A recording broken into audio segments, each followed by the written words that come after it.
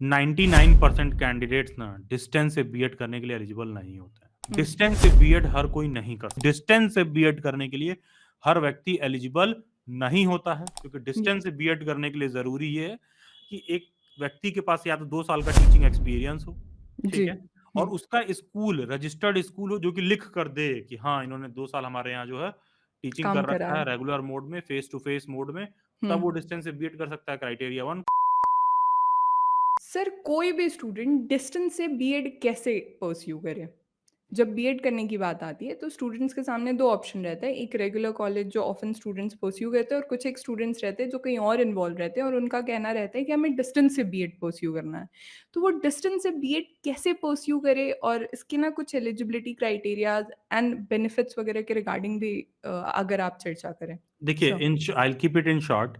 Yes. क्या distance से हम बीएड कर सकते हैं? देखिए, 99% कैंडिडेट्स ना डिस्टेंस से बीएड करने के लिए एलिजिबल नहीं होते हैं, येस। ठीक है? हुँ। डिस्टेंस से बीएड हर कोई नहीं कर सकता है। जी। नॉर्मल जो रेगुलर बीएड है, हर दूसरा-तीसरा आदमी कर सकता है, जो भी ग्रेजुएट है, मतलब या फिर जो भी 12th के बाद आईटीईपी वगैरह वाला मसला छोड़ दें, तो ग्रेजुएट है कोई व्यक्ति तो हर कोई मतलब 99% केसेज़ में उसको बीएड कर सकता है।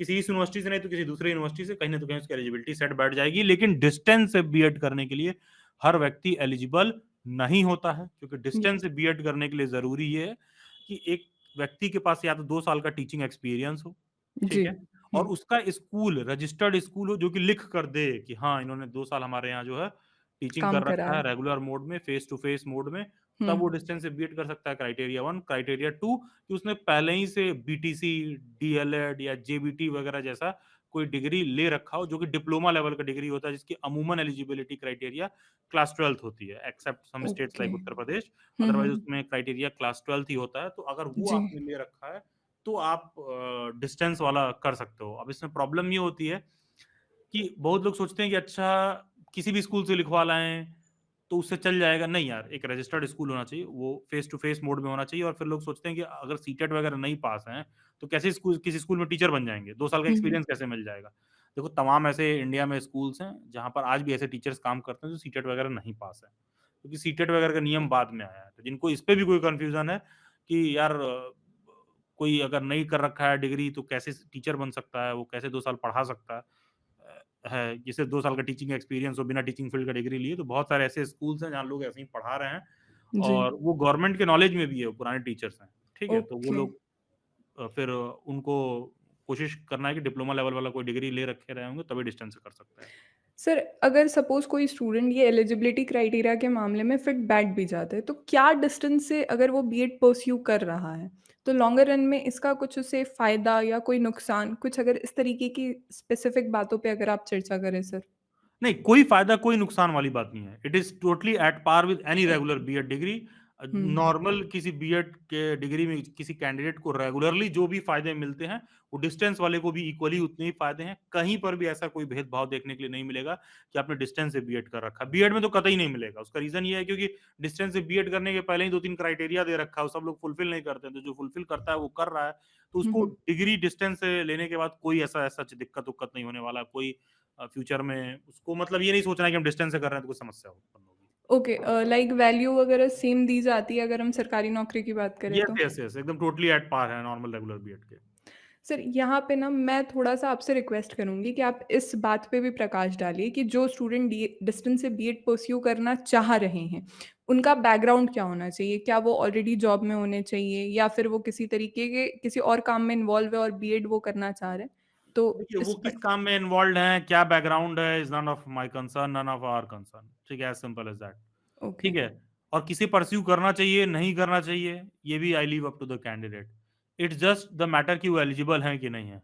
अगर वो एलिजिबल हैं, सबसे बेसिक चीज़ वो यही चेक करें कि अगर वो एलिजिबल हैं, तो अब उसके बाद उनकी निजी देखिए डिसाइड करें कि उनको वो करना है कि नहीं करना है। हाँ, करने के बाद उनकी डिग्री एट पार है किसी भी और बीएड स्टूडेंट की तरह, उससे उसके बाद उनको कोई दिक्कत नहीं होगा। ठीक है sir I guess this is the big responsibility on our students. Sir since now we come on and तो I request you to just state one and statement जो इन सारी बातों को समेटे हुए आपकी बातों में छलक जाए। सो देखिए, मैंने खुद दिल्ली यूनिवर्सिटी से बीएड कर रखा है और दिल्ली यूनिवर्सिटी में जी। बीएड जब कराते हैं तो सिलेक्शन भी इतना आसान नहीं है हुँ। और बहुत रगड़ के वहाँ बीएड बोर्ड में सिखाया जाता है, करवाया जाता है। तो जी। अगर मैं डिस्टेंस से कर पाता, हाँ। तो मैं कर लेता डिस्टेंस से, मैं उसी को प्रेफ़र करता। लेकिन मैं एलिजिबल नहीं था ना, क्योंकि उसके पहले मेरे पास 2 साल का टीचिंग एक्सपीरियंस नहीं था, रजिस्टर्ड किसी स्कूल से, पहला चीज़। हुँ, हुँ। दूसरा चीज़, ना मैंने कोई डीएलएड या बीटीसी या जेबीटी वगैरह का टाइप का, वैसे तो ये सब डीएलएड के ही टाइप हैं, बीटीसी, जेबीटी वगैरह सब डीएलएड के ही टाइप हैं, डिप्लोमा लेवल के हैं। तो पहले से मेरे पास था नहीं, तो जो भी कैंडिडेट्स इस पे एलिजिबल हैं, they should surely go for the distance one only. उनके लिए तो सबसे बेस्ट तरीका और अपॉर्च्युनिटी है इसको, और उनको एज़ अ अपॉर्च्युनिटी लेना चाहिए। उनको अपने आप को किस्मत वाला समझना चाहिए अपने आप को कि भैया हम उसमें एलिजिबल हैं, क्योंकि उसमें सब लोग एलिजिबल नहीं रहते हैं। और हाँ, एक आखिरी बात ये कि किसी भी डिस्टेंस के बीएड के कोर्स में एडमिशन नॉर्मल उस तरह के डिस्टेंस से नहीं होता जैसे और डिस्टेंस के कोर्सेज में एडमिशन होता है। जैसे कि आपको मान लो किसी भी डिस्टेंस के कोर्स में एनरोल करना है, बीए, एमए, बीएससी वगैरह, तो आप बस फॉर्म फिल कर दीजिए और हर कैंडिडेट को वहाँ से मतलब डिग्री परस्यू करने के लिए अलाउड होता है। बस फॉर्म फिल करने की ज़रूरत होती है। कोई उसमें एंट्रेंस एग्ज़ाम वगैरह नहीं होता है, ठीक है? ओके, डिस्टेंस से कोई डिग्री परस्यू कर रहा है। लेकिन अगर बीएड डिस्टेंस से परस्यू कर रहे हो तो सभी यूनिवर्सिटीज़ में एंट्रेंस एग्ज़ाम होता है, क्योंकि डिस्टेंस से बीएड में सीट होती है, लिमिटेड सीट होती है, तो उसका एंट्रेंस एग्ज़ाम होता है। और इसका one of the best example है Indira Gandhi national open university, India की सबसे लार्जेस्ट ओपन यूनिवर्सिटी। फिर जामिया से भी डिस्टेंस में बीएड होता है, तो इन सब येस। यूनिवर्सिटी को भी वो फॉलो अप कर सकते हैं। Okay sir, thank you so much sir. Pleasure.